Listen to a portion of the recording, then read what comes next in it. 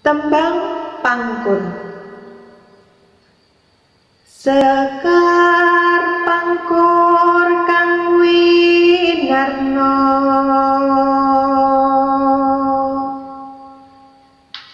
lelabuhan kang kanggo wong urip.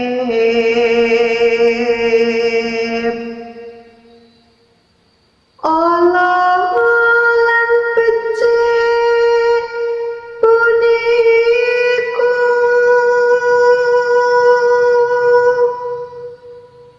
prayoga kepruhana,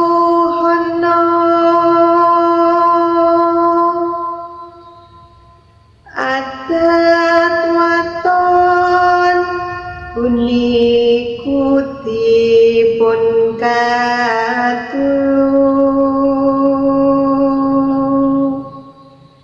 miwah ingkang tata krama